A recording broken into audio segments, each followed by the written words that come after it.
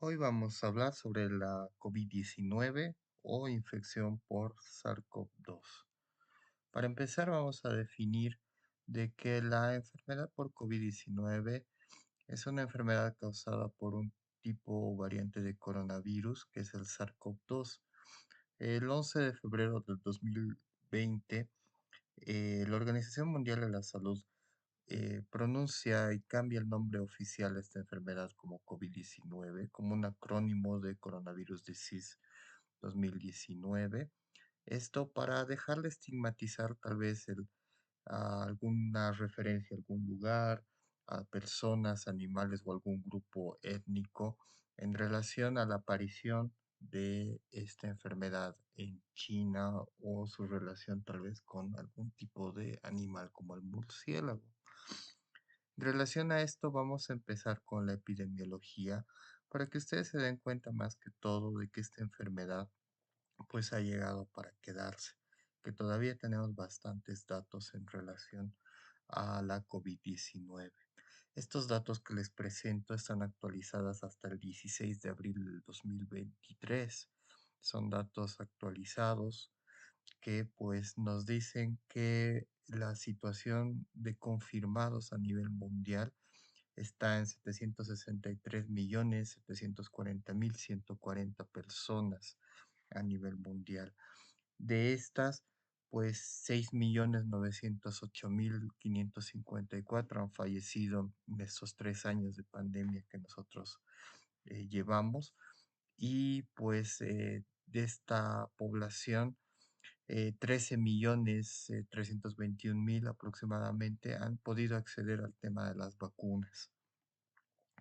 En relación a esto, a nivel de regiones o de continentes, pues Europa es el continente que más casos de infecciones por COVID ha llegado a tener, seguida del Pacífico Este, donde se encuentra justamente China, y en tercer lugar estamos nosotros, la región de las Américas, pero esto más que todo porque también se cuenta Estados Unidos dentro de la región de las Américas. En relación a las muertes, pues la región de las Américas es la que más ha tenido datos de fallecimientos por COVID-19.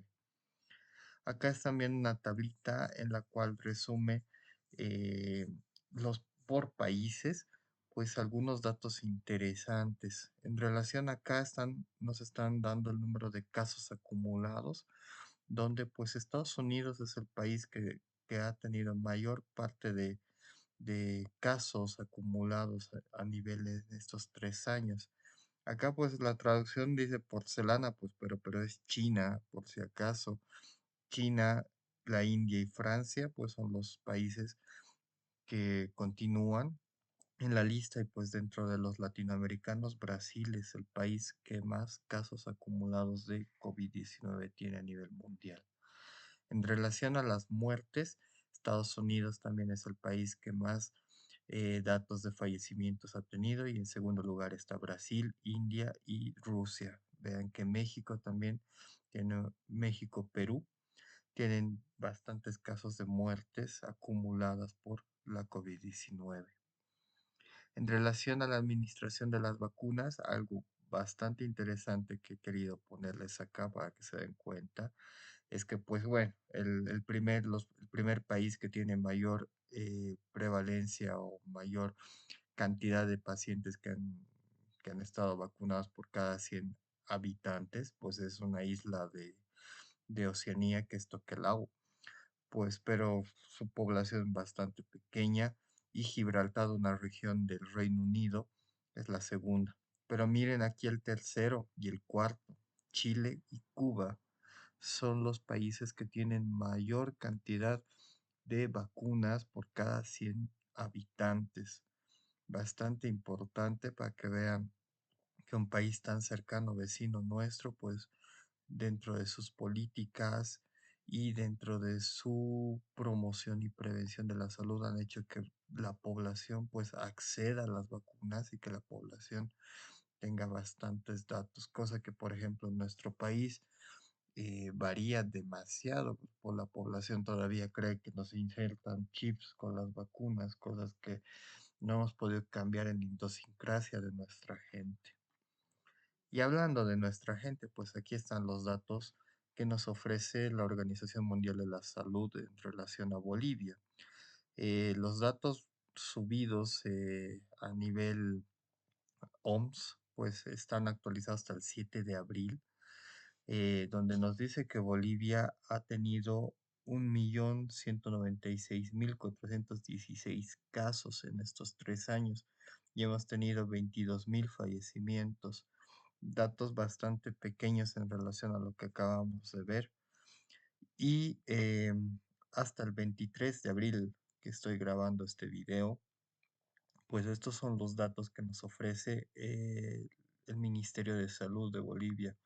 Datos que no varían mucho en relación a lo que está eh, publicado en las páginas de la Organización Mundial de la Salud, donde pues nos dan 1.196.000 casos con una tasa de letalidad que ha ido disminuyendo en cada una de las olas. La mayor que hemos tenido ha sido en la primera ola, con un 9.6, 9.2%, perdón, y decesos 22.000, lo mismo que habíamos visto hace ratito. Algo que aquí es interesante y que justamente les he puesto esto para que se den cuenta. Para el 23 de abril, donde ya hemos relajado mucho las medidas de bioseguridad, ya todo el mundo cree que la COVID ha desaparecido y que estamos en una etapa post-COVID, pues vean los datos en relación a los departamentos y en general. Eh, Tenemos 8.598 pacientes que están con una infección activa de COVID. Estos datos en alguna otra época, en la primera o segunda ola, hacían de que la gente esté totalmente alarmada, que no quieran salir de sus casas y que estemos totalmente histéricos en relación a esto. Miren, pues ahorita tenemos 8.000 casos todavía activos en Bolivia, de los cuales para ese día 3 eran positivos en La Paz. La Paz es el departamento ahora que está con mayor casos. Antes se acuerdan que Santa Cruz era el que lideraba absolutamente todo. Santa Cruz, un casito, pero pues son datos que realmente ahora como ya el Ministerio de Salud ya no los da todos los días como nos los daban, pues ya la gente realmente se ha relajado. Esto les exhorto pues para que ustedes vean que 8.000 casos es algo considerable y que no tenemos que relajar el tema de las medidas de prevención de bioseguridad y la vacunación. Los datos de vacunación acá en relación a todas las dosis, hasta la tercera dosis, que es la dosis que en teoría tendríamos que estar todos obligados a tener, ya 15 millones de vacunas a nivel Bolivia, porcentaje bastante bajo a lo que acabamos de comparar con otros países como Chile, que acabamos de ver, que ojalá que en algún momento llegáramos a tener un poquito más, ¿no? Esta tablita, pues, o esta diapositiva, quédensela, porque realmente esto más que todo les exhorto a que pues tengan el interés y pues vean que esta enfermedad no ha desaparecido, que por eso la estamos estudiando todavía, ¿ok?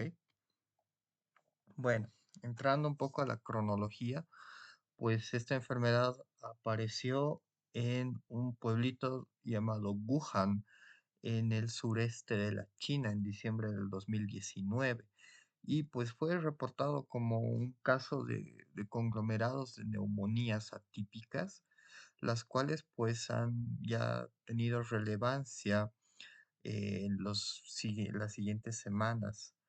El primer caso se dio en un mercado de pescados y mariscos en esta ciudad y ha hecho de que para el 7 de enero del 2020 pues ya se ha identificado esta cepa nueva de coronavirus que pues para enero del 2020 pues ya tomó una relevancia a nivel local en la China. Para el 9 de enero del 2020, pues ya se dio la primera muerte por coronavirus. Para el 12 de enero, pues a nivel China igual se ha secuenciado pues el genoma del coronavirus.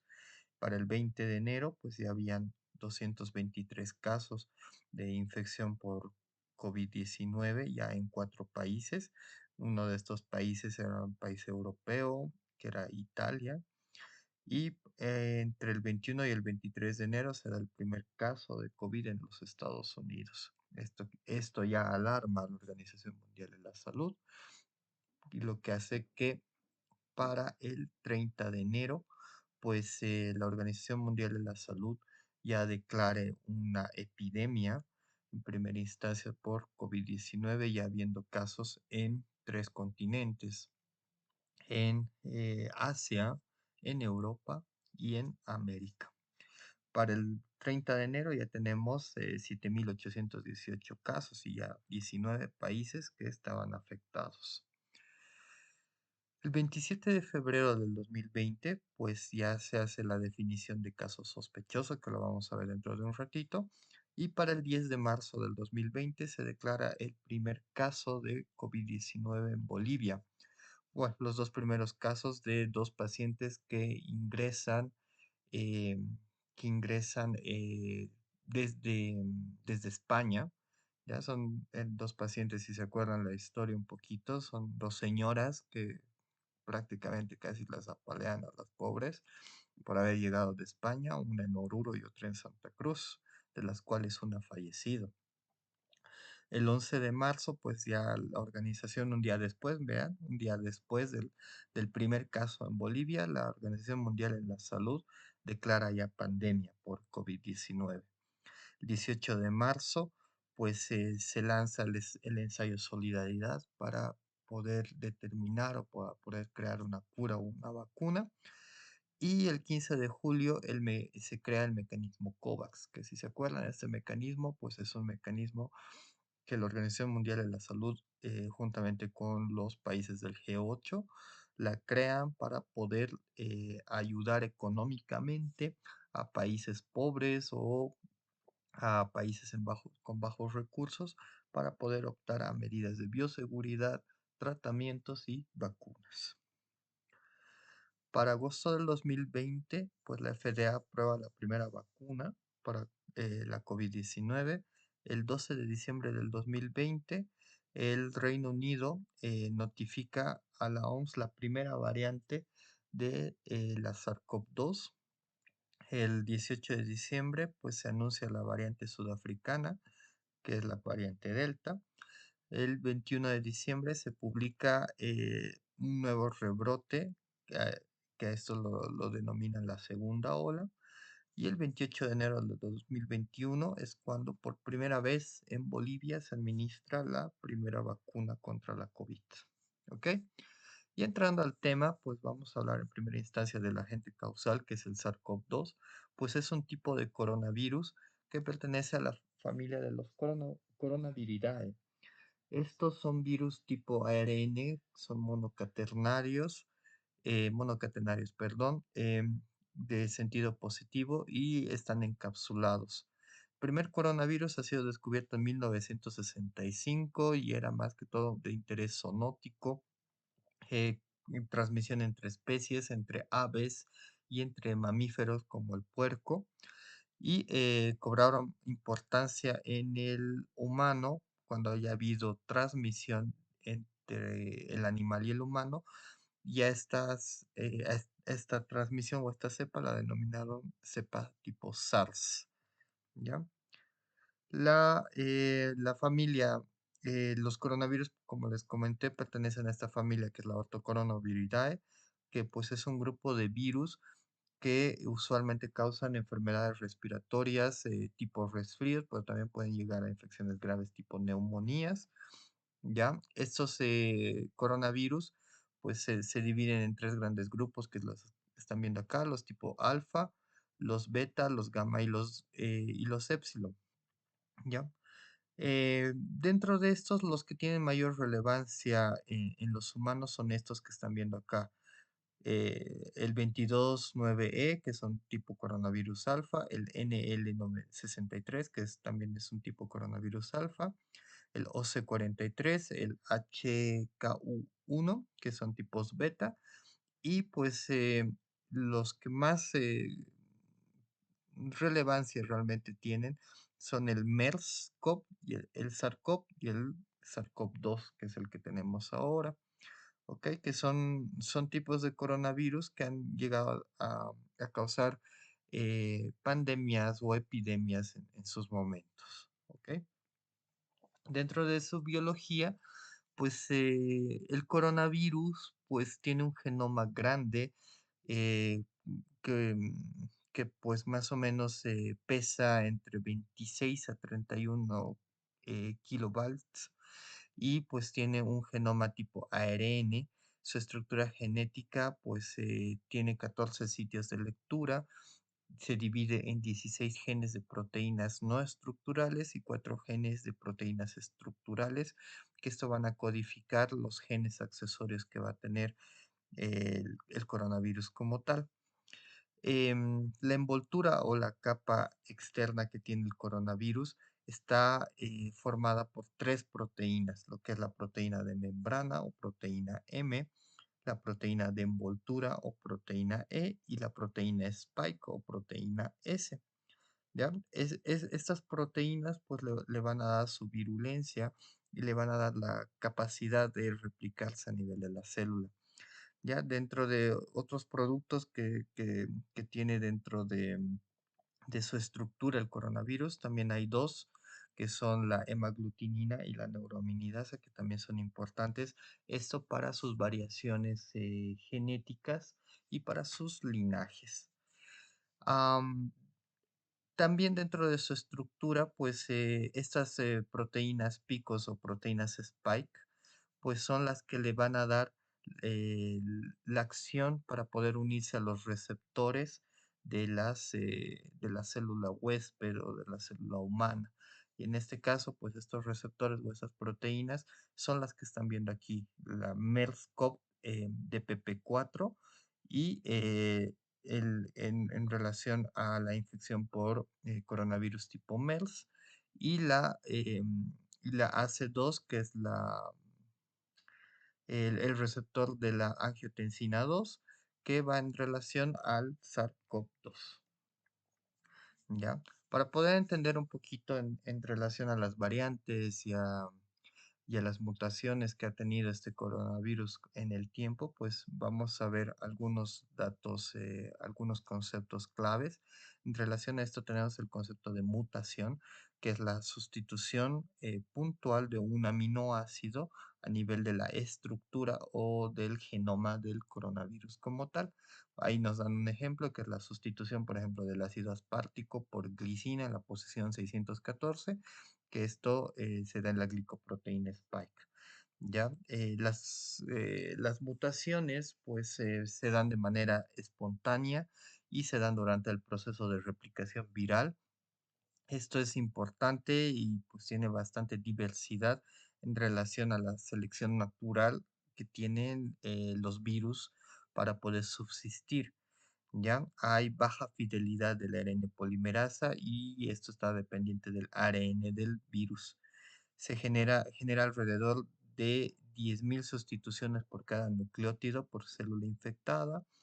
El gran tamaño y la estrategia de replicación del genoma del coronavirus también permite la recombinación homóloga frecuente y la mayoría de las combinaciones o las mutaciones pues confieren una ventaja competitiva respecto a la replicación viral, a la transmisión y a la virulencia. En conclusión, pues las mutaciones van a hacer de que el virus pueda persistir y pueda replicarse, pueda transmitirse sin que el sistema inmunológico pueda llegar a afectarle. ¿Ya? Hay otras clasificaciones y definiciones que tenemos que ver, que es el tema de variante, que variante es el cambio del genoma del virus que puede contener una o más mutaciones y que van a modificar el fenotipo del virus. ¿Ya? una variante puede tener distintos linajes y estas variantes, la Mundial de la Salud las ha denominado según el alfabeto griego en relación a cómo van apareciendo.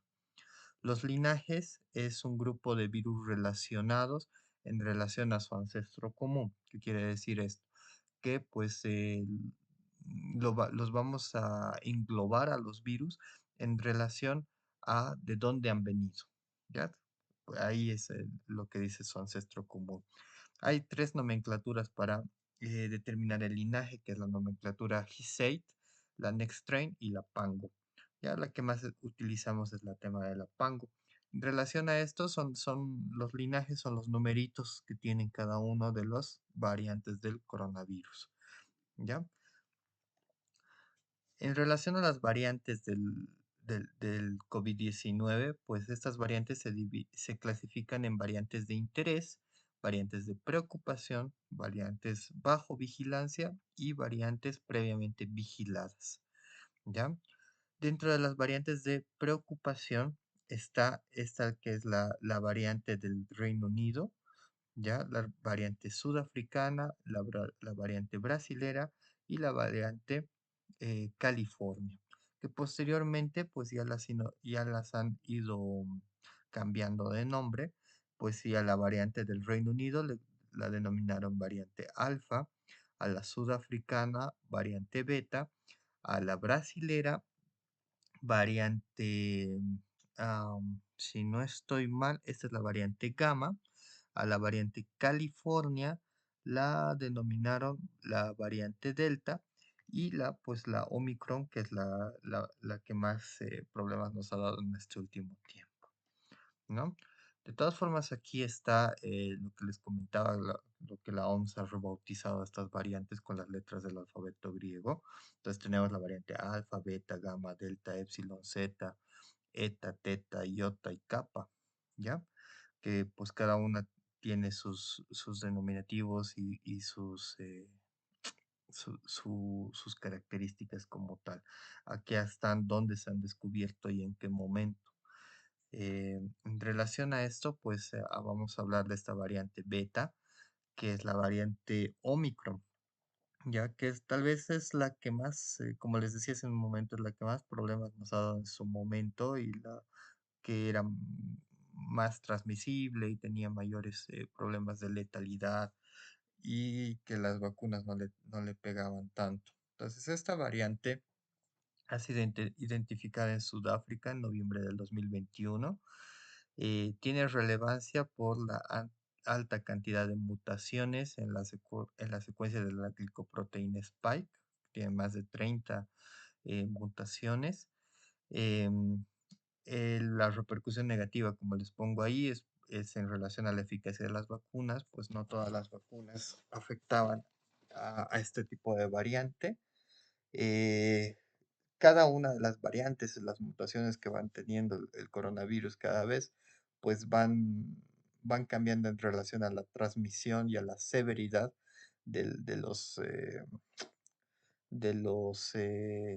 de los síntomas, ¿ya? Y pues en esta variante se han secuenciado y tres principales subvariantes, que es la BA1, que se considera la variante original de tipo Omicron, dentro de su linaje, la subvariante BA2, que es aparentemente la más contagiosa y es bueno, más contagiosa que la original y más silente, la variante BA3, que pues se ha dado pocos casos en relación a esta y no hay tanta información como tal, ¿ok? Últimamente se ha hablado mucho de esta variante que es la Arcturus. Esta variante Arcturus es una variante igual de Omicron que la Organización Mundial de la Salud pues la tiene como dentro de sus variantes bajo vigilancia, pero que ya está en circulación.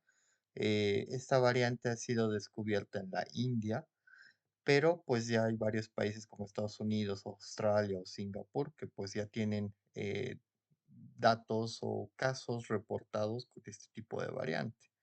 Esta variante es una variante recombinante del sublinaje BA2.10.1 y del BA2.75 de Omicron.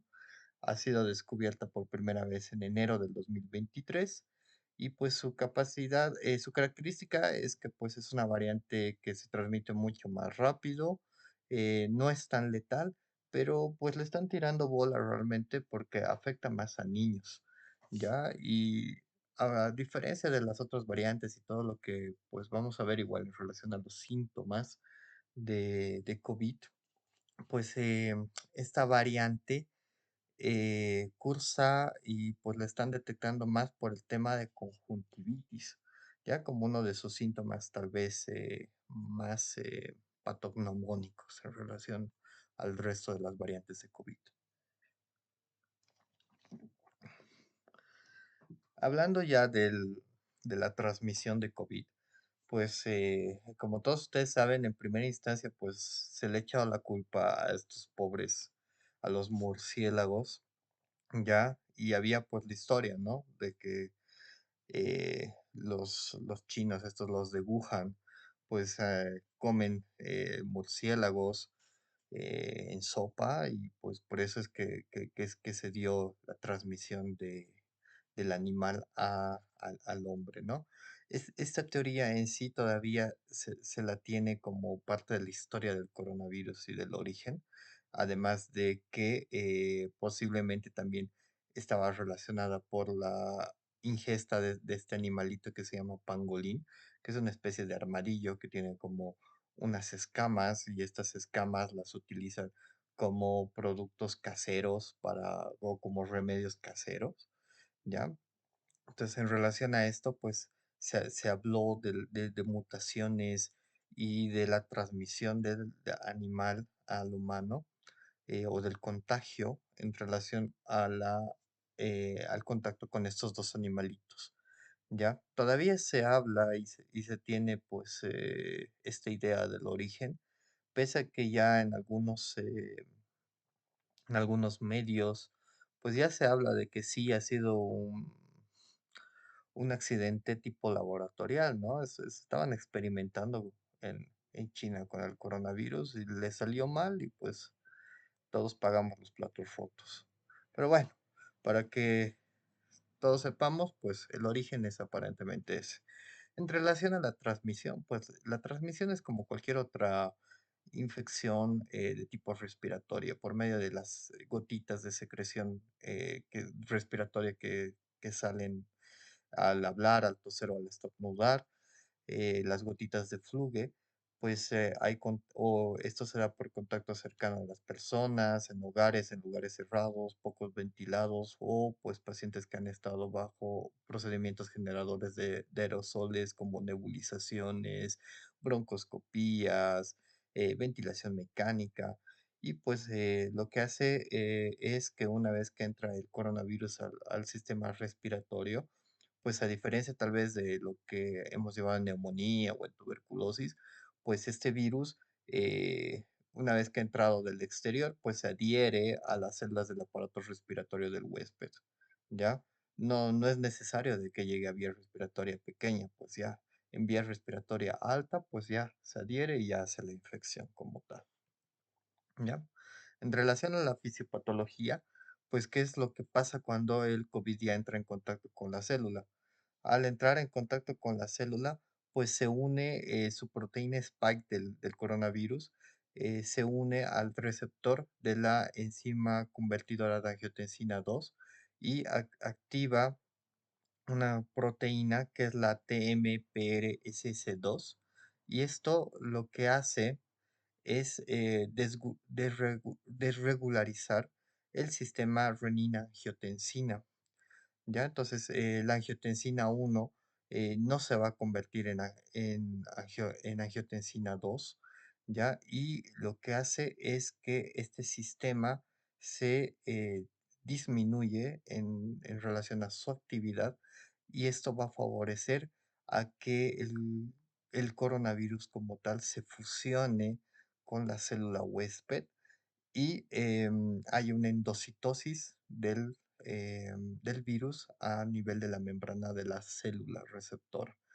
Ahora, como hemos dicho, el coronavirus tiene predilección con estos receptores de la angiotensina 2. Y pues por eso es que en cierto modo esta es una infección respiratoria, pero como que ustedes ya lo saben, pues también puede afectar a distintas partes del organismo. Donde haya receptor de angiotensina 2, pues puede haber infección por coronavirus. El pulmón es uno de los lugares donde más receptores de angiotensina 2 tenemos, pero hay otros lugares como el sistema nervioso, los vasos, el riñón, ¿ya? Que son lugares donde hay también estos receptores. Entonces, el coronavirus puede entrar y puede irse a cualquiera de estos órganos. Por eso es que, pues, tenemos afectaciones en prácticamente todos los lugares del organismo como tal. Bueno, entonces una vez de que el coronavirus ha ingresado por endocitosis a la célula como tal, lo que ocurre es la liberación del genoma viral. El coronavirus va a perder su envoltura y al perder su envoltura, lo que va a hacer es que va a hacer una transducción del genoma. Va a utilizar nuestra célula, especialmente el tema de los ribosomas en la célula. Entonces, al utilizar nuestros ribosomas o nuestro material genético, lo que va a hacer es una traslación de sus proteínas virales, ¿ya? Estas proteínas virales van a ayudar a que el genoma del coronavirus empiece a replicarse y a traslucirse, ¿ya? Esto va a crear una proteólisis y una replicación del ARN viral.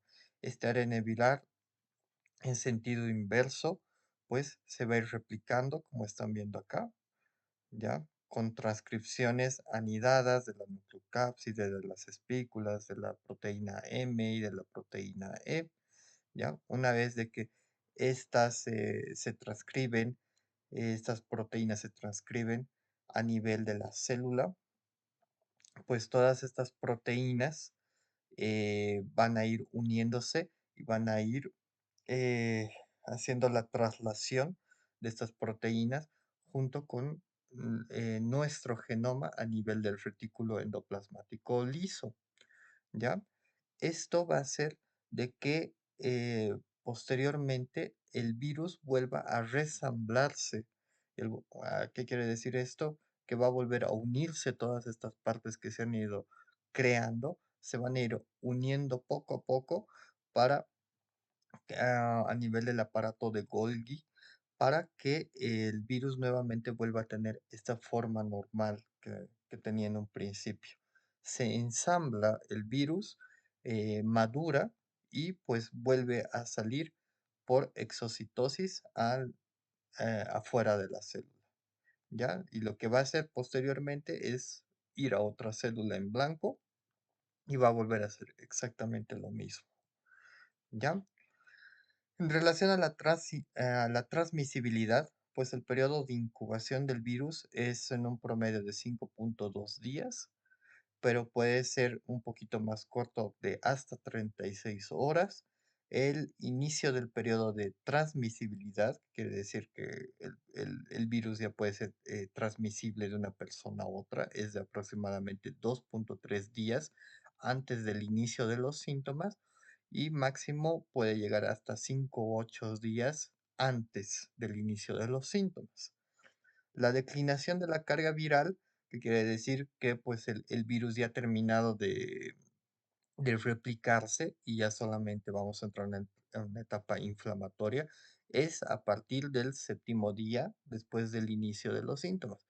Esto es importante que ustedes lo sepan, ya que esto no lo sabíamos previamente, pues y hacía de que nosotros nos pongamos histéricos realmente frente a una persona con diagnóstico de COVID. ¿Ya? Entonces, ¿qué quiere decir esto de la declinación de la carga viral? Que una persona puede llegar a tener el virus o puede llegar a tener la enfermedad como tal, pero a partir del séptimo día después del inicio de los síntomas, ya esta carga viral baja. Entonces, ¿qué quiere decir? Que la persona ya no es contagiosa, ya no tiene esa carga que hace de que nosotros podamos infectarnos cuando estamos en contacto con esa persona.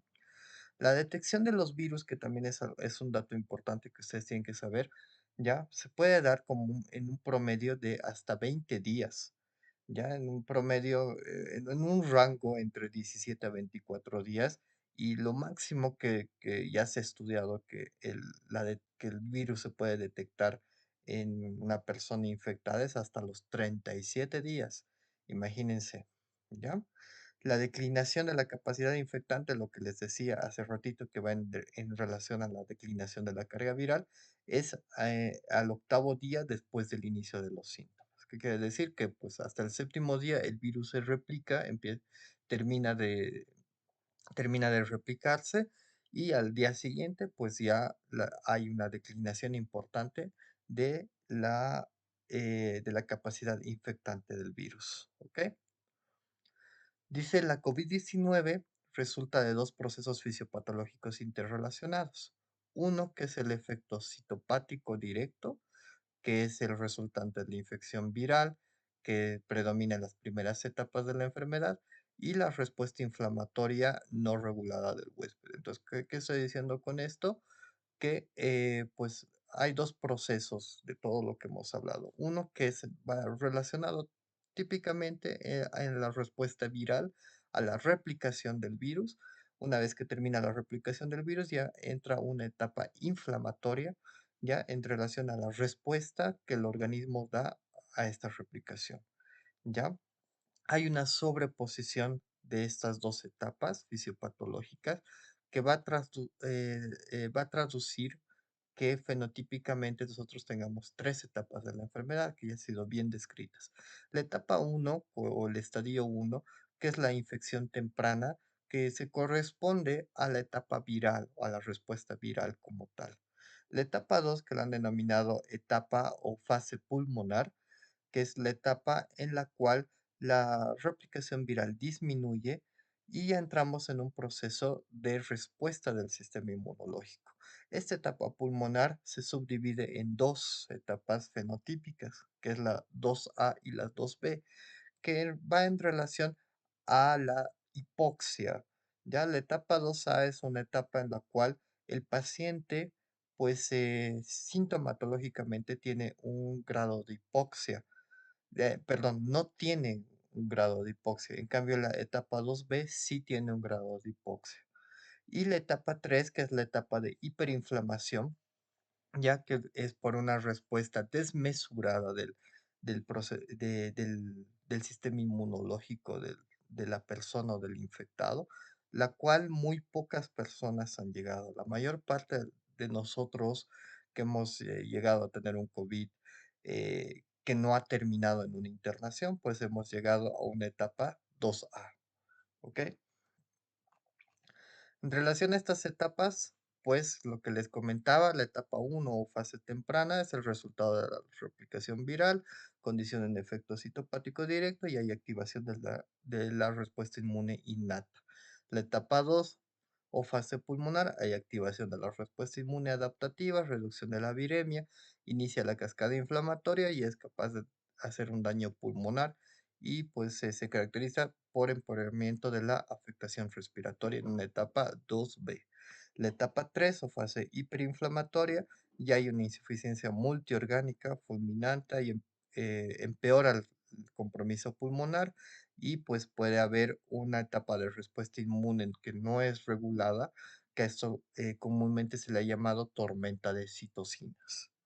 ¿Ya?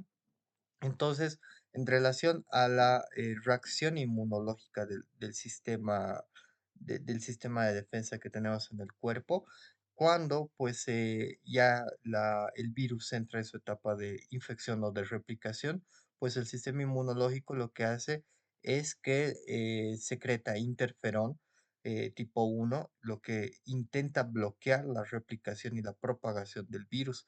Al no haber una buena respuesta por este interferón, pues los macrófagos y los monocitos, que son eh, sí, los organismos o las células de defensa, en todo caso, no son organismos, las células de defensa innatas que tenemos a nivel pulmonar o en general a nivel de nuestro sistema inmunológico, lo que intentan es fagocitar el virus, producir citocinas y reclutar a más macrófagos para poder contener la inflamación. Esta es una respuesta innata que se da a nivel celular. Se secretan interleucinas como la interleucina 6, 4 y 2, que lo que van a hacer es llamar más macrófagos para poder contener la infección. Una vez de que el sistema inmunológico pues ve que la transcripción y la replicación viral pues es una replicación desmesurada, pues llaman a los linfocitos, a los linfocitos B y a los linfocitos T, que pues crean anticuerpos y ayudan a fagocitar a estos microorganismos, creando anticuerpos neutralizantes contra el virus, ¿ya? Y pues al no poder realmente contener la infección como tal, ¿ya? Los linfocitos T crean CD4 y CD8 que van a agarrar y pues van a hacer una respuesta de tipo adaptativa, donde van a tratar de eliminar pues todas las células que están infectadas como tal.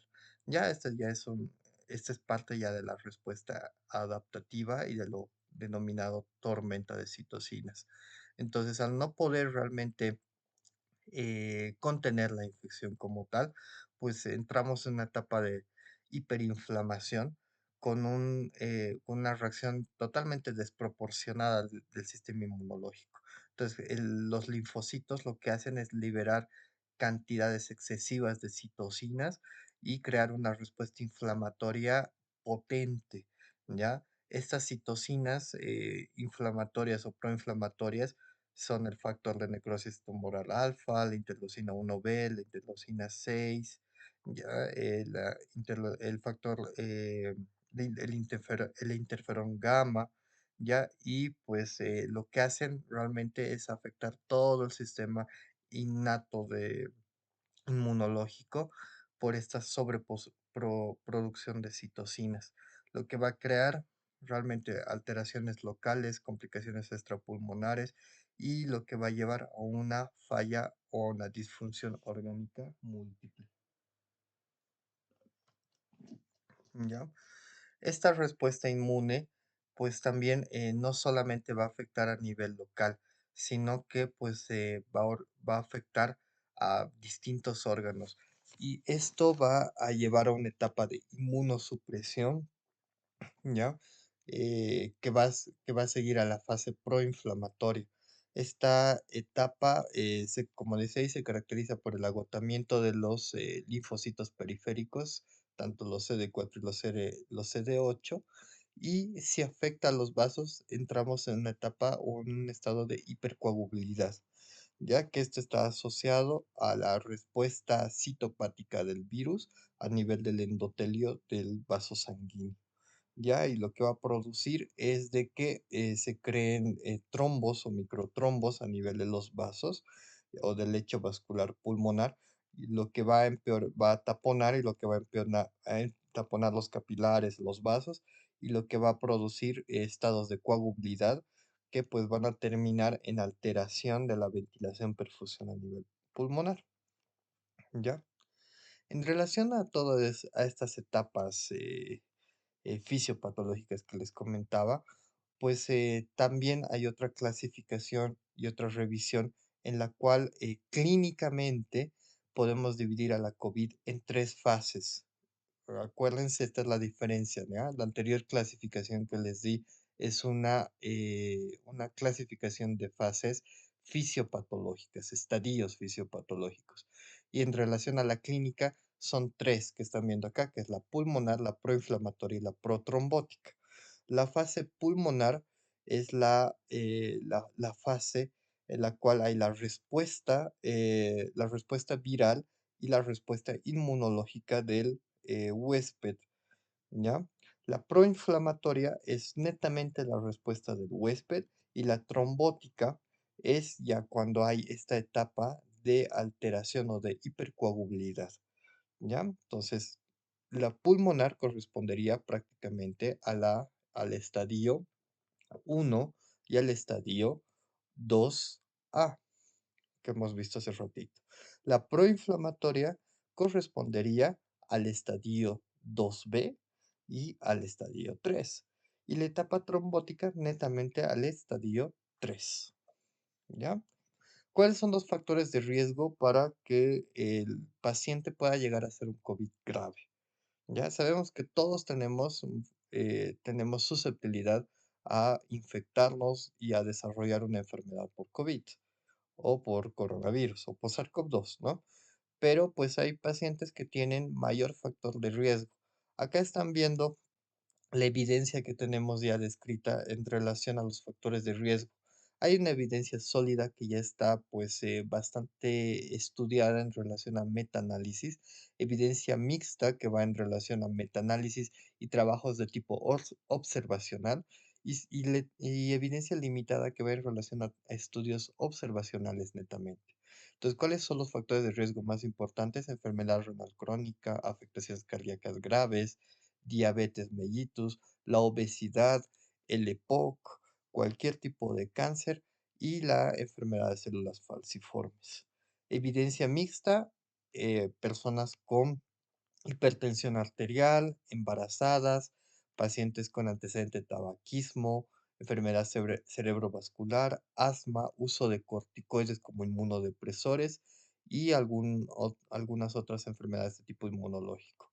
Y pues se evidencia solamente en algunos estudios observacionales que hacen de que no sean un factor de riesgo bastante fuerte en relación a los otros que acabamos de mencionar, lo que son las enfermedades hepáticas, el VIH, pacientes trasplantados, otro tipo de enfermedades pulmonares como la EPIT o la hipertensión pulmonar, afectaciones neurológicas, trastornos metabólicos o las enfermedades en niños, en pacientes pediátricos. Ya toda esta evidencia está todavía limitada, ¿ya? Y pues no la tenemos que tomar en cuenta, pero pues no es como en otras enfermedades, ¿ok? ¿Ya? En relación a la gravedad, pues ya, pues sabemos en relación a este cuadrito, pues que la mayor parte de los pacientes pues va a ser una enfermedad o una infección de tipo asintomático, el 80% prácticamente, pues y ahora con el tema de las vacunas y todo lo que hemos aprendido, pues tal vez este número ha subido un poquito más este porcentaje, ¿ya? Pero el 80% de la gente pues usualmente es casos tipo sintomáticos. ¿Ya? Y el otro 20% lo podemos dividir en pacientes sintomáticos, pacientes severos y pacientes que pues han llegado a la muerte. De estos tres, pues acá el 82% hace un COVID de tipo moderado, el 15% hace un COVID severo y el 3% hace un COVID crítico. ¿Ya? Aquí están viendo la literatura, pues hay bastante literatura en relación a COVID. Pues creo que por el tema de que llegamos a pandemia, pues ha sido de las enfermedades que más han sido estudiadas en este último tiempo, dejando de largo pues algunas que ya las conocíamos. Y pues en relación a esto, vean más o menos algunos datos de up to dates que salieron últimamente. Y tal vez el más importante que quiero mostrarles, bueno, los dos más importantes, es que Bolivia en 2021 ha hecho su guía de manejo de actualización para COVID, que es la que están viendo acá, que está actualizada a julio del 2021, pues ya prácticamente 2 añitos ya han pasado en relación a esto. Pero vean esta del manejo clínico que la Organización Mundial de la Salud le ha sacado en enero de este año. ¿Ya? Entonces esto es la más actualizada, si pueden buscarla, es gratuita y pues prácticamente pues todo lo que les voy a dar o que les estoy dando está en relación a las guías de la Organización Mundial de la Salud. Entonces léanlas, son bastante larguitas, pero pues les va a servir realmente para comprender un poco mejor el tema de la enfermedad de la COVID como tal, ¿ok? El diagnóstico de la COVID tiene cuatro pilares: el pilar clínico, epidemiológico, laboratorial y imagenológico. En relación al clínico, pues vamos a hablar de los signos y síntomas. Dentro de los síntomas más comunes que hemos podido ver en la COVID, pues está la fiebre, una fiebre mayor a 38 grados centígrados, la tos seca y el grado de disnea bastante variable. Y dentro de los síntomas probables, pues el dolor de garganta, artralgias, mialgias, cefalea, fatiga y malestar general. Si se dan cuenta, pues son síntomas que usualmente los describimos nosotros en una neumonía de tipo atípica, ¿ya?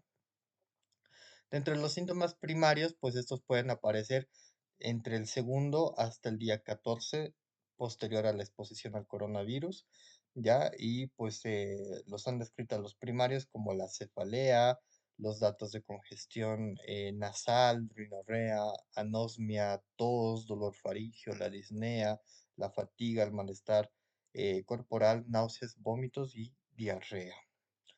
Dentro de las manifestaciones extrapulmonares, como les dije en un momento, pues puede afectar a cualquier órgano donde haya receptores de angiotensina 2, ¿ya?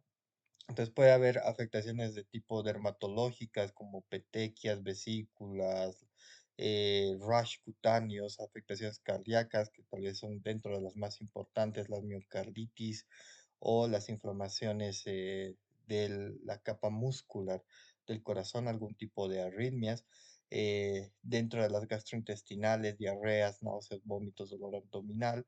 Otras de las importantes son las causas neurológicas con cefaleas, mareos, mialgias, el tema de la anosmia, que en la primera ola pues era como que creían que era patognomónico, ¿no? De la COVID, pero realmente no. Pero pues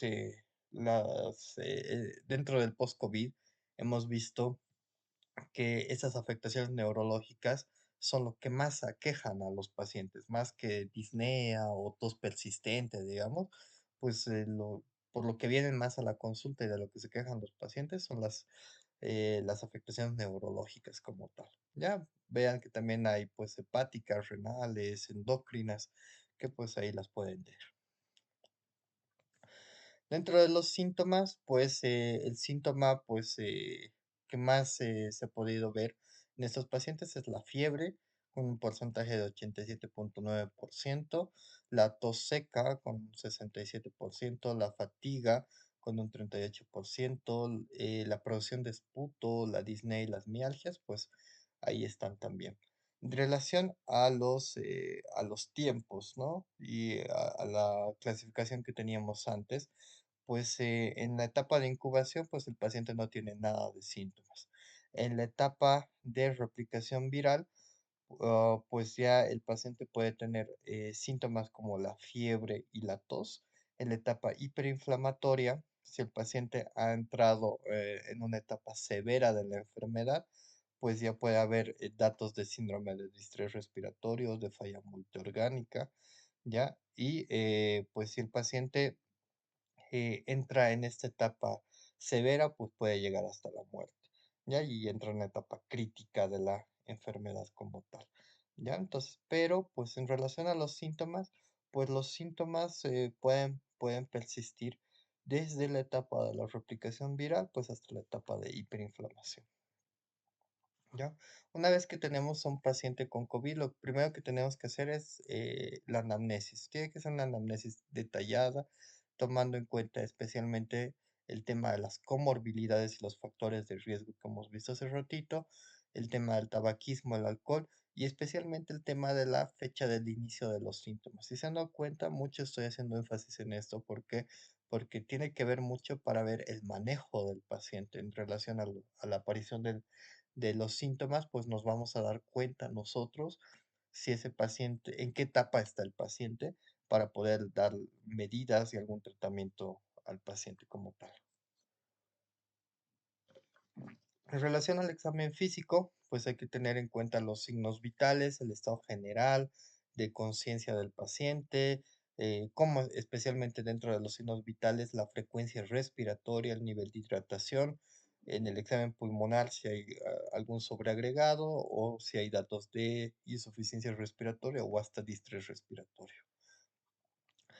Dentro del diagnóstico epidemiológico, Pues la guía de Bolivia, pues sí, justamente va en relación también a la guía de la OMS, nos da esta definición de caso sospechoso en tres opciones. La opción A es una persona que cumple criterios clínicos y epidemiológicos, que tiene inicio agudo de la enfermedad con fiebre y con tos, ¿ya? Y este inicio agudo puede estar relacionado con cualquier otro síntoma de los que hemos visto, ya sea debilidad general, fatigas, cefaleas, mialgias, datos de rinorrea, disnea, náuseas o vómitos, ¿ya? Estos criterios también tienen que estar relacionados con los criterios epidemiológicos, que va en relación a al haber estado en contacto con una persona en un lugar cerrado o haber estado en contacto con personas en una misma habitación, y esta persona que haya tenido síntomas o haya sido detectada o diagnosticada con COVID previamente. ¿Ya? Un paciente tipo B de caso sospechoso es un paciente que ya está con una infección respiratoria aguda grave, ¿ya? Está caracterizada por antecedentes de alzas térmicas mayores a 38 grados centígrados y está acompañada de tos, disnea, dolor de garganta y dentro de los últimos 10 días previo a estar en contacto nosotros con este paciente y este paciente requiere internación. ¿Ya? Y un paciente tipo C es un paciente asintomático que no cumple criterios epidemiológicos, pero que ha dado positivo a una prueba rápida para COVID-19. ¿Ya? Entonces tenemos esas tres definiciones de caso sospechoso de COVID. Un caso probable de COVID que igual nos dan cuatro opciones. En primera opción es un paciente que cumple criterios clínicos de COVID, ¿ya? Y lo hemos catalogado y que ha estado en contacto con un paciente confirmado o con un paciente que igual tiene los mismos síntomas. Un paciente tipo B de caso probable es un paciente sospechoso con signos de COVID-19 y con imágenes sugerentes en una placa de tórax o en una tomografía de tórax. Un paciente caso probable tipo C es un paciente que tiene anosmia o ageusia y de aparición reciente en ausencia de otra causa que pueda hacer lo mismo. Y un paciente tipo D es un paciente que ha fallecido sin otra causa conocida que haya estado en contacto con un paciente confirmado o probable de COVID. ¿Ok?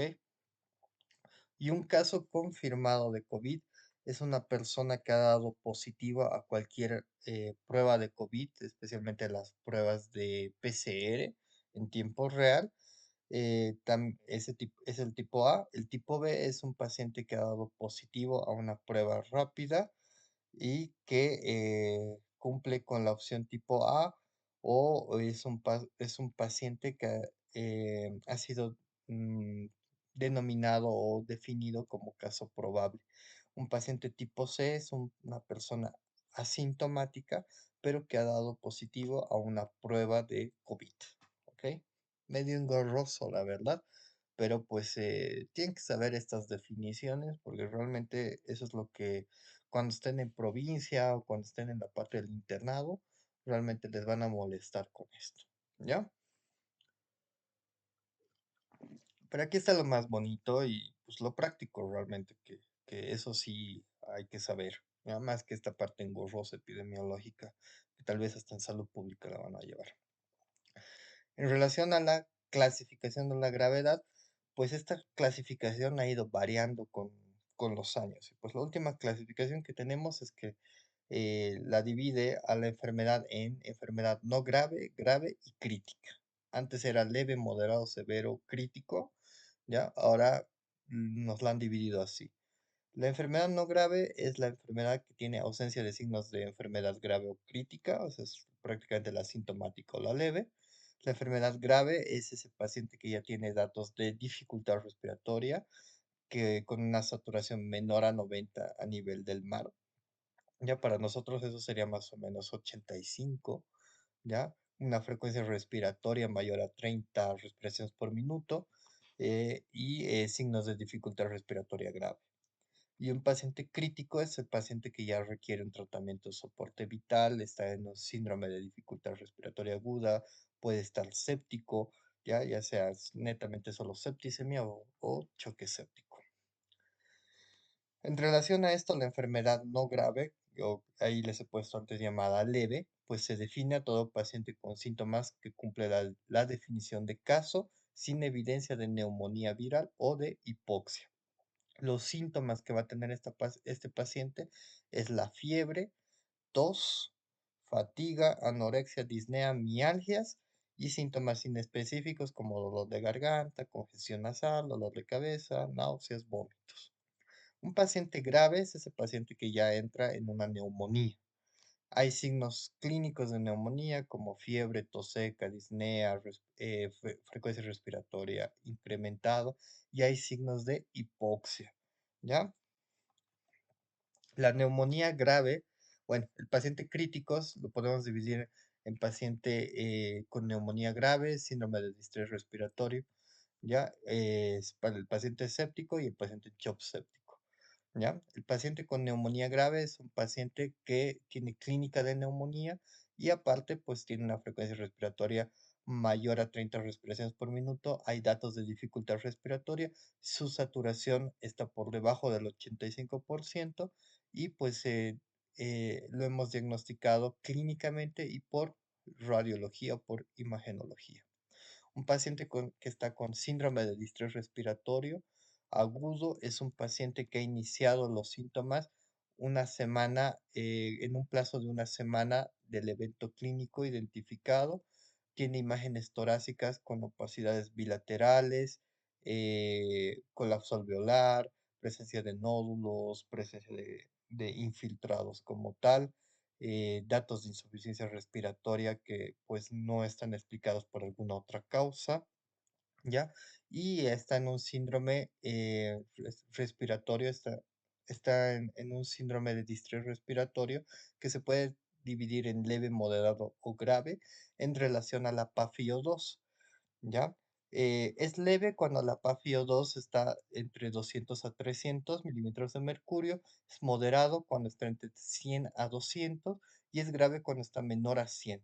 Ya en la altura, pues hacemos una valoración en relación a la gasometría, ya haciendo una conversión de la PaFiO2 junto con la presión barométrica, ¿ya? Y pues es exactamente la clasificación, es exactamente lo mismo, ¿ya?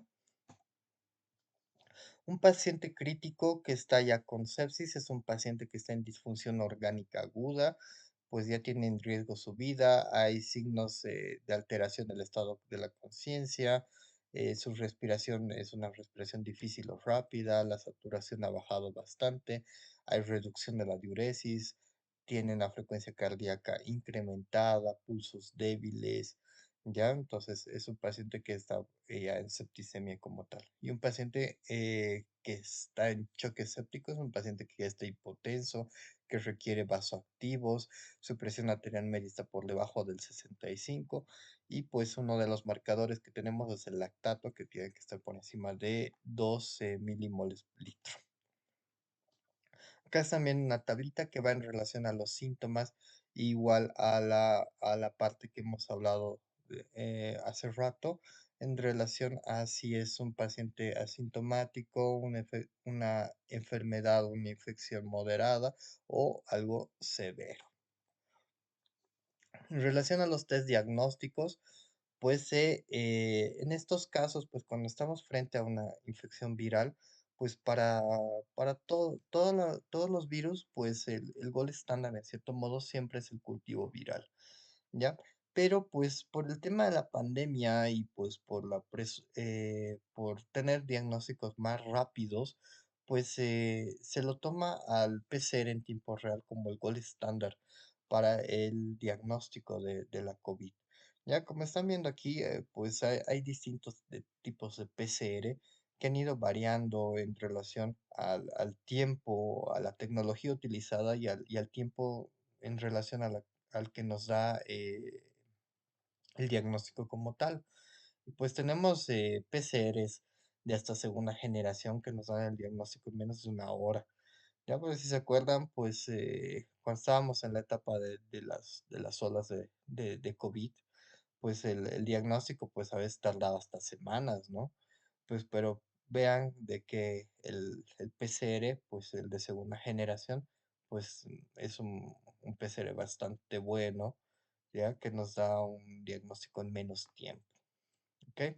Entonces, esta amplificación de ácidos nucleicos, también llamada NATS, pues es un ensayo de transcripción inversa que nos va a detectar el ARN del SARS-CoV-2 en muestras respiratorias que están tomadas por un hisopeado nasofaringio, ya que todos creo que hemos llegado a someternos a esto en algún momento.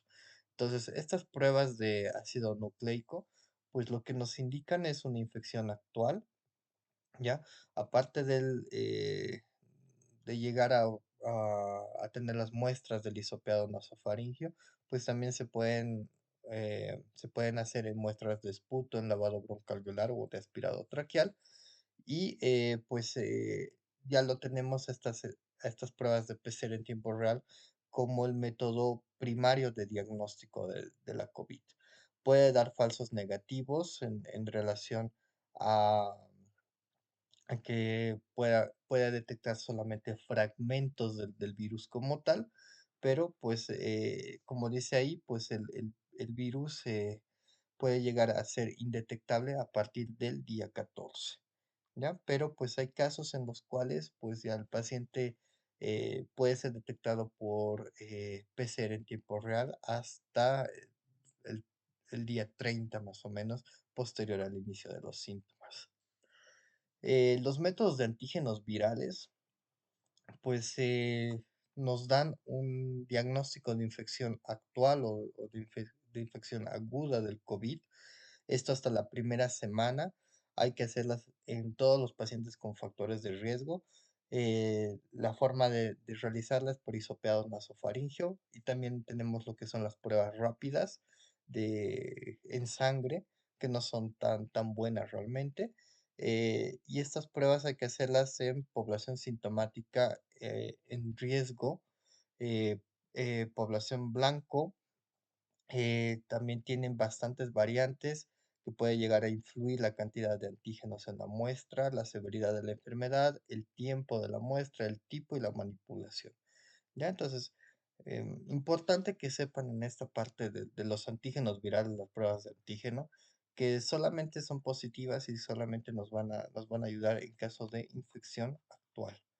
Las pruebas serológicas, pues lo que nos dan es una infección pasada. Ya pueden ser útiles en estadios tardíos o cuando las pruebas de PCR son negativas o hay sospecha todavía de COVID, ya, y no ha sido detectado por ninguno de los otros métodos diagnósticos. Estas pruebas se las hace en suero o en plasma, ya, y pues más que todo, pues nos ayudan más a la detección y tipo de vigilancia de algún tipo de variantes, ¿ya? En relación a estas pruebas de tipo serológicas, que la mayor parte de la gente pues se las ha hecho porque creo que eran las más baratas, pues, la verdad nomás, ¿ya? Son pruebas que realmente no me sirven para el diagnóstico como tal, porque como están viendo aquí en esta tablita, pues vean que en relación a todas las pruebas, pues aquí la prueba de antígeno viral, ya las pruebas antigénicas, pues se pueden detectar al virus desde el periodo de incubación de más o menos de 10 días antes del inicio de los síntomas. Ya tienen un pico más o menos en el día 3 o 4 del inicio de los síntomas y pues ya declinan a partir del día 9 o 10. ¿Ya? ¿Qué quiere decir? Que estas pruebas de antígeno viral, pues me van a dar el, el diagnóstico de COVID más o menos hasta el día 10 después de el inicio de los síntomas. Después de eso, pues prácticamente no me va a servir como tal, ¿ya?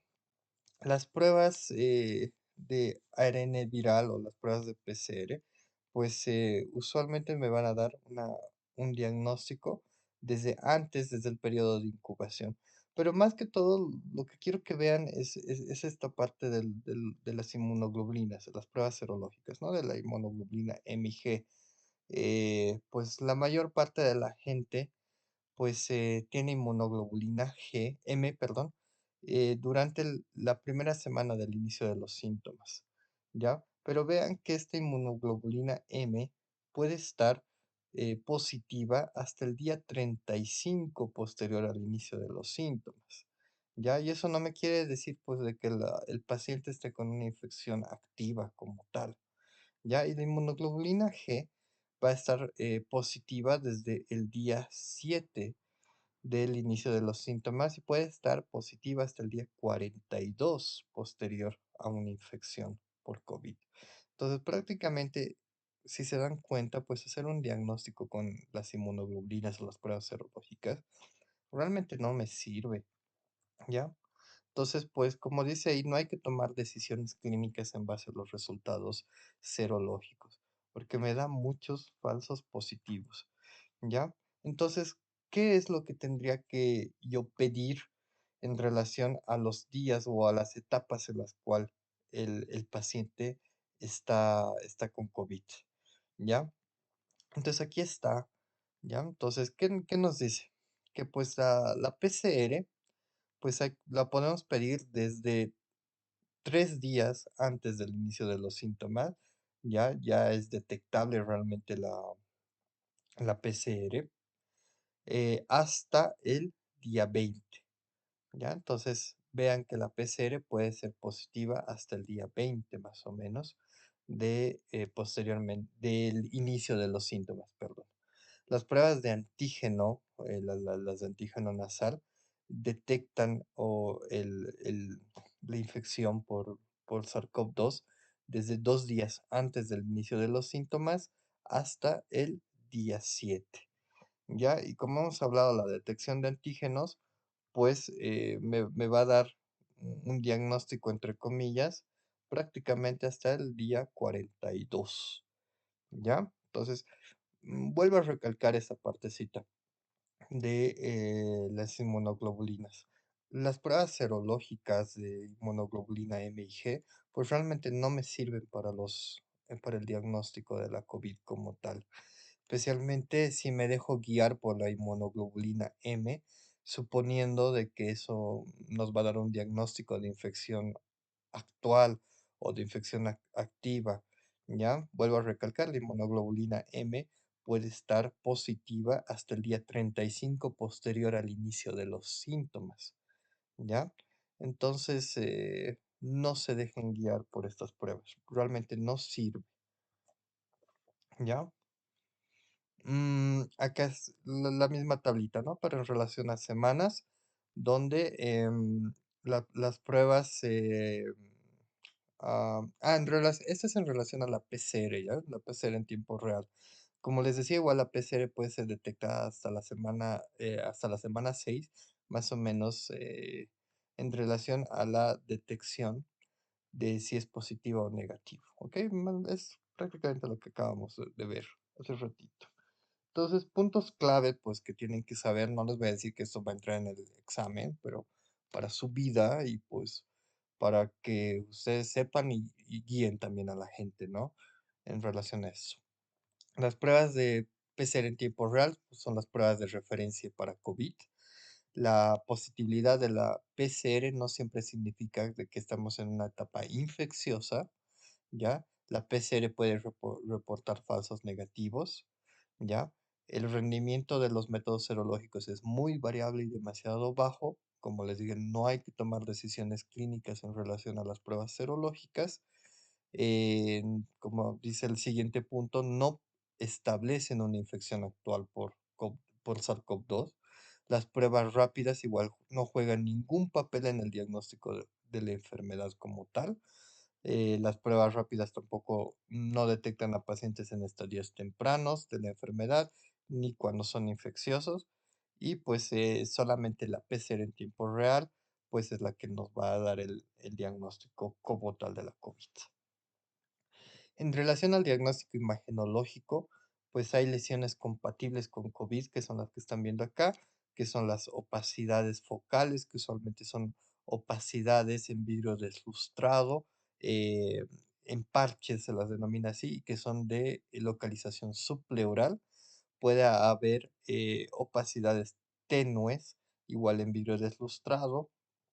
Puede haber opacidades tenues con aumento de la densidad, patrón intersticial difuso o un patrón alveolo intersticial focal en combinación con las otras lesiones como tal. Ya las lesiones que no son sugerentes de COVID son las lesiones de consolidación con presencia de broncograma aéreo, que eso me da más para presencias de neumonías de tipo bacterianas, tema de adenopatías, derrame pleural y la presencia de nódulos. Ya estas lesiones pues no son sugerentes de COVID, pero pueden estar correlacionadas en relación a coinfecciones. ¿Ya? En las placas de rayos X, pues vamos a ver aumento de densidad y opacidades focales o difusas en vidrio deslustrado, que es lo que estamos viendo acá. Pues estas opacidades realmente no son patognomónicas en la placa de rayos X, y pues como muchas veces ya, especialmente los que han rotado conmigo, me han escuchado decir que la placa de rayos X no es el estudio ideal para poder ver lesiones de tipo intersticial. ¿Ya? Entonces, para eso pedimos una tomografía. Y en la tomografía, pues nosotros lo que vamos a ver son las opacidades en vidrio deslustrado, que son bilaterales, que pueden llegar a consolidaciones en un máximo de 6 a 11 días posterior al inicio de los síntomas. Por ejemplo, aquí están viendo un ejemplo de un paciente de 29 años que pues ha ido con lesiones en vidrio deslustrado y estas han ido cambiando en relación a los días. ¿Ya? Entonces, ¿qué es lo que vamos a ver nosotros en la tomografía? Estas áreas de vidrio deslustrado que pueden llegar a etapas de consolidación o hasta datos de fibrosis con lesiones de tipo empedrado, ¿ya? El 2020 pues se ha creado una escala que es la escala de Conrads para poder delimitar o para poder en cierto modo eh, ver la evolución de la enfermedad de tipo imagenológico. Entonces tenemos un CORRADS 1, que es una tomografía normal que pues no hay datos de COVID y no hay hallazgos. La CORRAD 2 es una normalidad consistente a otra infección, o sea, no hay datos típicos de COVID, pero la sospecha de infección es muy baja, puede haber datos de alguna otra enfermedad. La CORRAD 3 es cuando se considera una enfermedad o se considera indeterminada, puede haber afectaciones en vidrio deslustrado o lesiones consolidativas, pero que no determinan si el paciente tiene COVID o no. La CORRAD 4, que ya es la que están viendo acá, pues que ya es un nivel de sospecha bastante alto, ya hay lesiones en parches subpleurales de tipo vidrio deslustrado que pueden ser unilaterales o pueden ser multifocales. La CORRAD 5 ya es una infección por COVID ya determinada. Hay datos de lesiones en vidrio deslustrado, multifocales, basales periféricas y puede también haber ya un patrón de empedrado. Y la CORRAD 6, que pues ya es una tomografía totalmente positiva y que ya va vinculada también al diagnóstico de tipo laboratorial. ¿Ok? Acá estamos viendo algunas imágenes y aquí, pues, esta es una progresión de una enfermedad de COVID. Vean que, pues, en una etapa inicial el paciente no tenía lesiones como tal vez un poco de áreas un poco focalizadas de vidrio deslustrado. Posteriormente ya tiene áreas confluentes, subpleurales, bilaterales, y acá termina con áreas de consolidación bastante eh, extendidas en ambos campos pulmonares.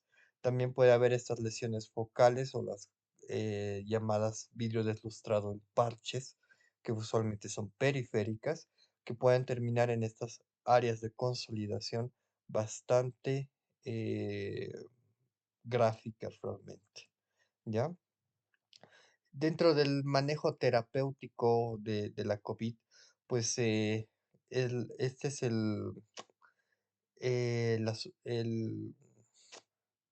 último artículo o la última guía que nos ha sacado la Organización Mundial de la Salud en relación a las opciones terapéuticas que tenemos en la COVID, que igual, como les decía hace ratito, pueden bajarla, es gratis, donde nos divide el manejo en un manejo farmacológico y un manejo de soporte. Ya el manejo y el tratamiento de la COVID va en relación a las etapas clínicas que habíamos visto hace rato y a las etapas de la COVID en relación a la respuesta viral y a la respuesta inflamatoria, ¿ya?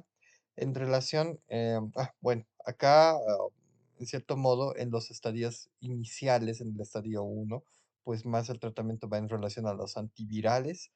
Ya en el estadio 2, pues en el 2A, pues igual se puede utilizar antivirales, anticoagulantes o inmunomoduladores. Y en el estadio 3 ya prácticamente eh, se tiene que manejar con inmunomoduladores, se puede manejar con anticoagulantes y con algunos antifibróticos. ¿Ya? En relación a los días y a los síntomas, pues igual es la misma tabla, pero pues en relación a los días, pues más o menos los antivirales se puede utilizar hasta el día 14, anticuerpos monoclonales de la misma forma, y inmunomoduladores, como vamos a ver en un ratito, un poquito más, ¿ya? Entonces, en relación al tratamiento no terapéutico, lo que en relación a la COVID no grave, pues lo que nos recomiendan tanto la Organización Mundial de la Salud como la NIG, que es eh, ay, no me acuerdo ahorita, realmente se me fue eso, pero es la americana, ¿ya? Son las guías americanas como tal, ¿ya?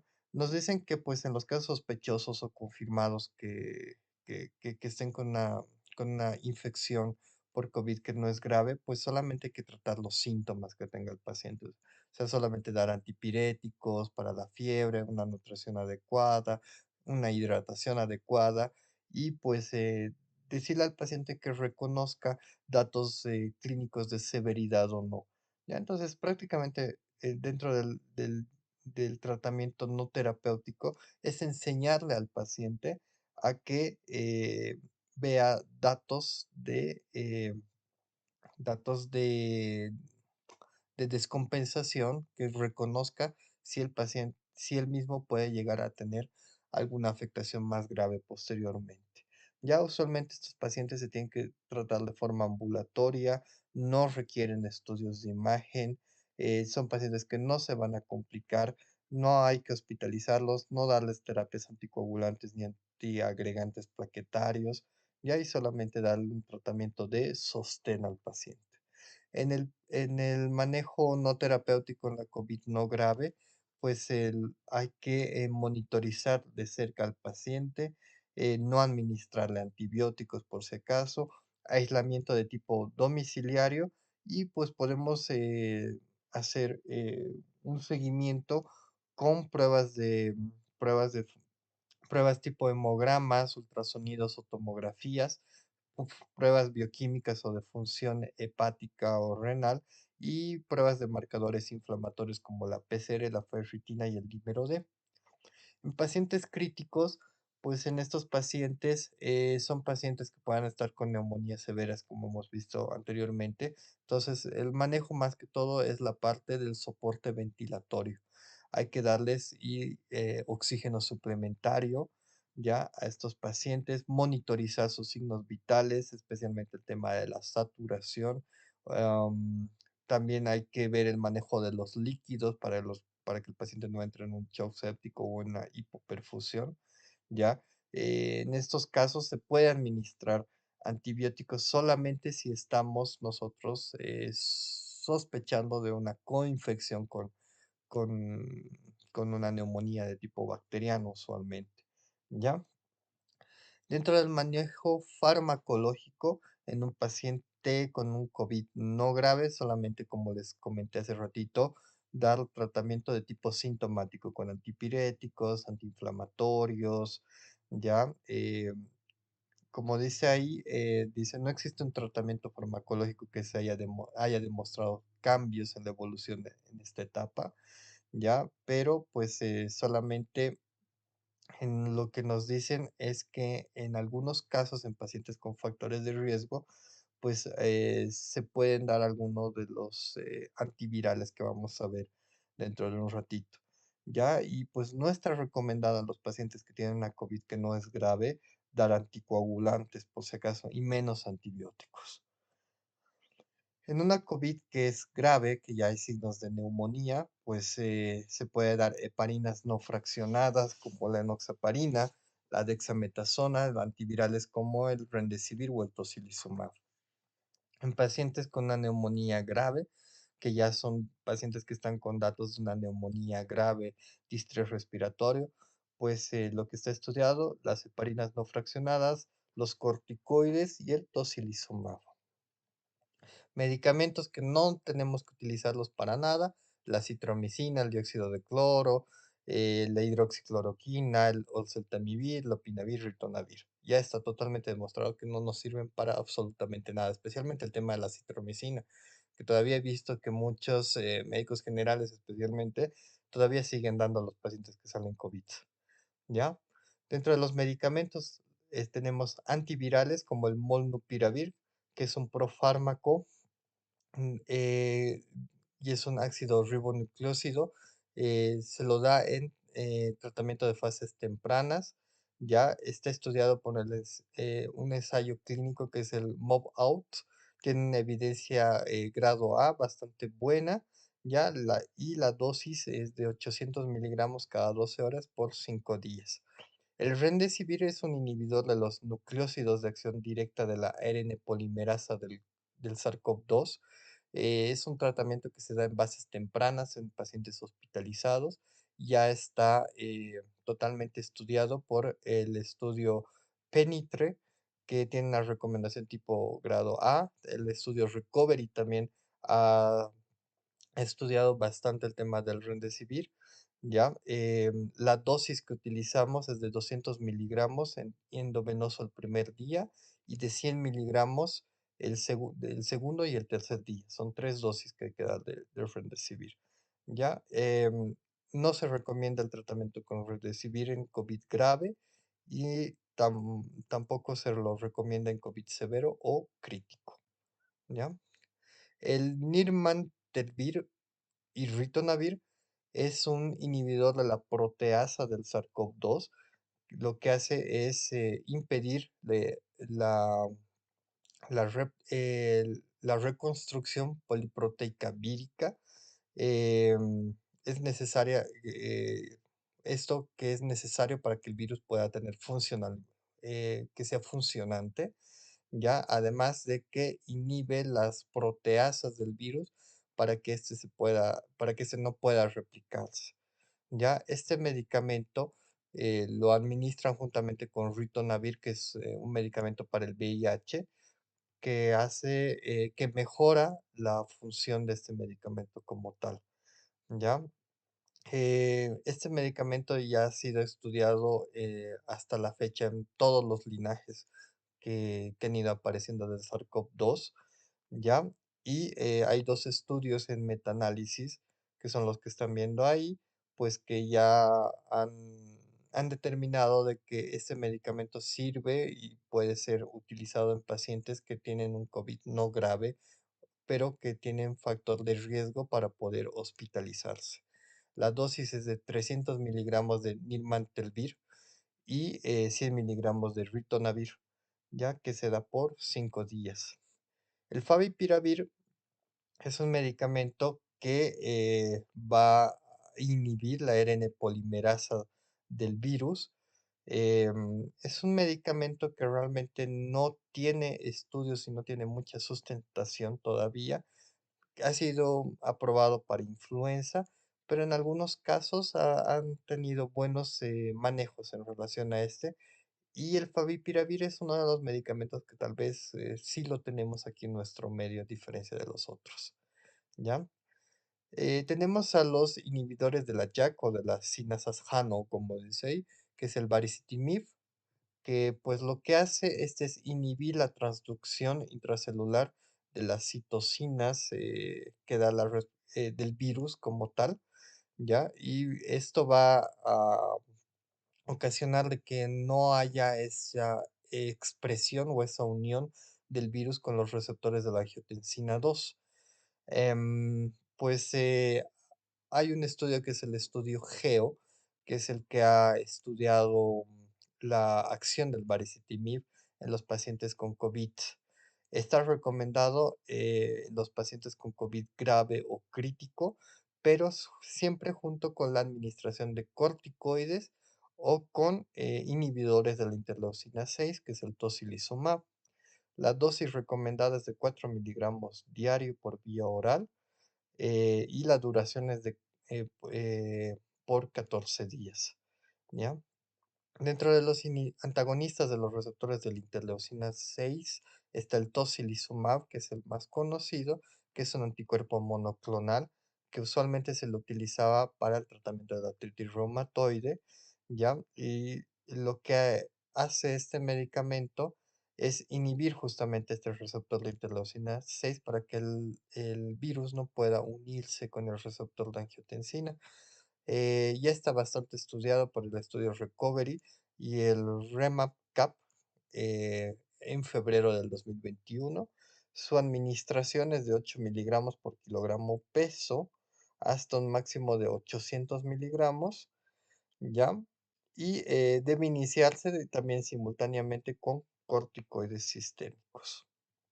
Ya, hay otros tipos de anticuerpos monoclonales que son los que están viendo acá, que realmente están todavía en estudio, ya tienen una recomendación tipo B1, bastante buena, pero pues que todavía no están totalmente aceptados para su uso en el paciente con COVID. Ya aquí es también un grafiquito de los mecanismos de acción que tiene cada uno de estos, que se los dejo ahí para que lo puedan ver, ¿ya? Y en relación a lo que sí ya está estudiado y está bastante aceptado es el uso de los corticoides.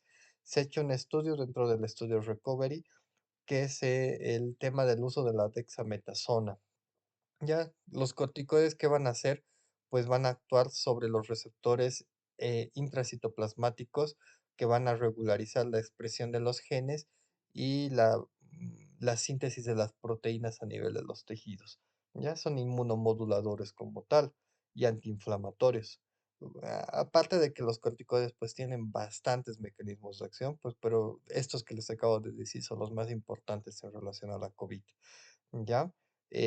Como les decía, el 2020, pues ya el estudio Recovery, pues ya ha parado realmente, porque ya se ha visto un beneficio bastante bueno en relación al uso del corticoide como tal. Puede administrarse por vía endovenosa o por vía oral, ¿ya? Y pues su acción se potencia cuando lo utilizamos con alguno de los otros medicamentos que hemos hablado hace ratito. Se puede dar, bueno, lo que recomienda el estudio Recovery es que era una dosis de dexametasona de 6 miligramos diarios con máximo de 10 días, aunque en algunos estudios pues también lo han ampliado hasta 14 días. Está aconsejado en pacientes con COVID grave o crítico y pues no hay que administrar corticoides en pacientes con un COVID que no es grave. ¿Ya?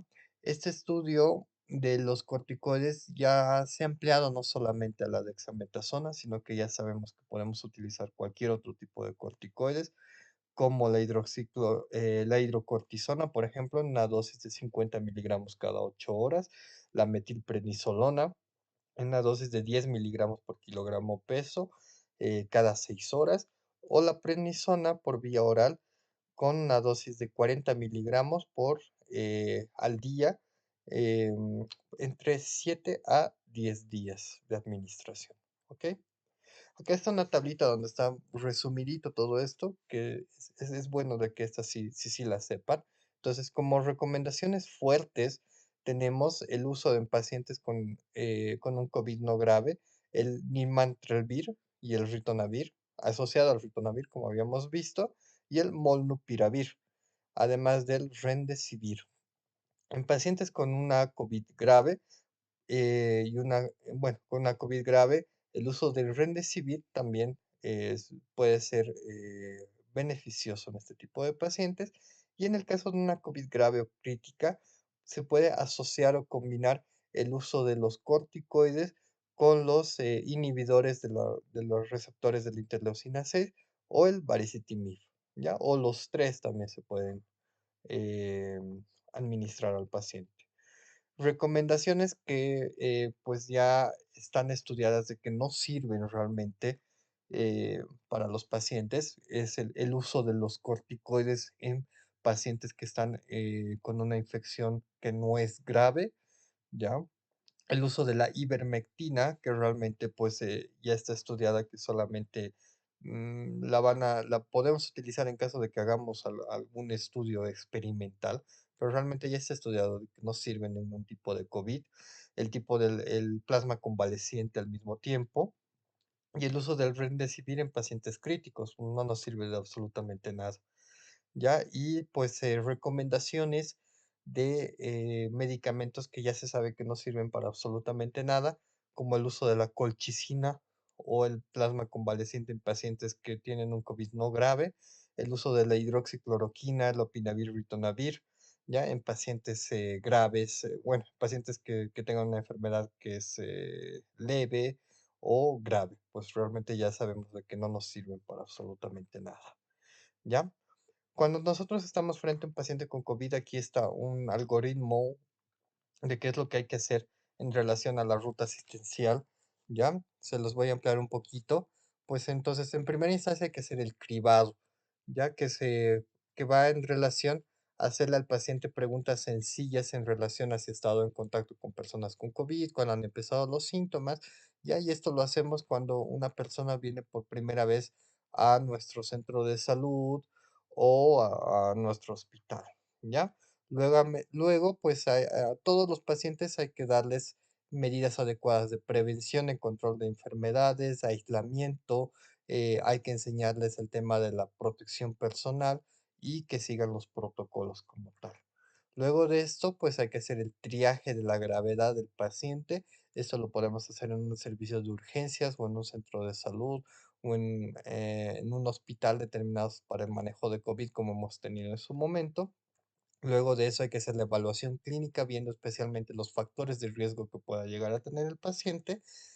En relación a esto, darle el tratamiento y el tratamiento va en relación a si tenemos un paciente con un COVID leve, moderado o con algún factor de riesgo. Ya en estos casos, pues ya se determina si el paciente va a estar internado o no. Ya si es un paciente moderado, de alto riesgo grave o crítico, pues el tratamiento es netamente en aislamiento en un hospital o en un centro COVID especializado. Y una vez de que ha sido tratado el paciente, pues se le ofrece una ruta de salida. Esta ruta de salida va en relación si se lo va a mantener en una sala de internación, que ya es ya no COVID, o pues si se le va a dar de alta al paciente con un aislamiento en la casa, o si ya es un paciente que está totalmente tratado. ¿Ya? Que está también un algoritmo en relación al manejo del paciente, que está un poquito ya antiguito, pero va en relación a lo que les había dicho hace ratito del manejo farmacológico, ¿ya? En relación a la prevención de la COVID, pues en primera instancia tenemos que tener en cuenta todo lo que habíamos hablado en la clase de viremias, ¿ya? De influenza, ¿ya? Todo lo que es bioseguridad, prevención y promoción de la salud. Y pues recalcar en el tema de la COVID, el tema de las vacunas, ¿ya? Tenemos distintos tipos de vacunas, estas que son vacunas de vectores virales, que son vacunas recombinantes vivas, que lo que hacen son capaces de administrar antígenos del agente infeccioso, contra la cual se va a montar una respuesta inmunitaria protectora. Y usualmente estos vectores virales lo que hacen es utilizar otro virus eh, que va a, que va a simular la afectación por COVID y que va a desencadenar una respuesta inmunológica, ¿ya? Para que el momento que nosotros estemos en contacto con el virus real, pues nuestro sistema de defensa, nuestra inmunidad ya sepa cómo contrarrestar. Dentro de estas vacunas con vectores virales, las más conocidas y que hemos tenido acá en el medio son la de AstraZeneca, la de Johnson y Johnson y la de Gamaleya, o también llamada la vacuna de Sputnik, ¿ya? Tenemos a las vacunas basadas en ácidos nucleicos, o de RNA mensajero, que lo que hacen es modificar las copias de la proteasa de la proteína Spike del coronavirus. ¿Ya? Estas proteínas de ARN mensajero son las vacunas de Moderna, la de Pfizer.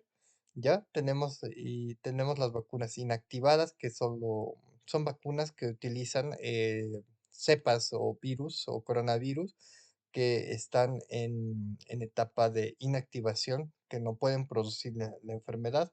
Ya son virus inactivados, como su nombre lo dice. Y aquí está la vacuna de Sinopharm. Tenemos otro tipo de vacunas que son las basadas en epitopos, que utilizan glicoproteína Spike del coronavirus, que lo que hacen es desencadenar una respuesta de tipo celular mediada por linfocitos T.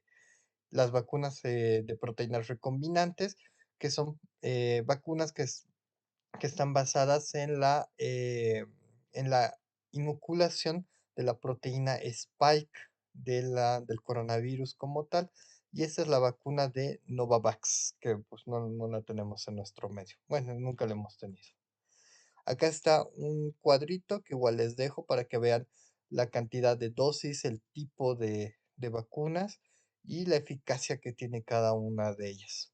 En relación a esto de la eficacia, pues las que más nos han dado buenos vistazos son la vacuna de Moderna, la de Pfizer y la de Sputnik, que tienen mayor eficacia contra la mayor parte de las variantes de COVID. ¿Ya? Entonces con eso estamos terminando la clase de hoy y pues espero que pues lo tomen en cuenta. Les he dejado igual ahí el tema de las guías. Búsquenlas, léanlas y les va a servir bastante. Bueno, nos vemos en otra oportunidad. Muchas gracias.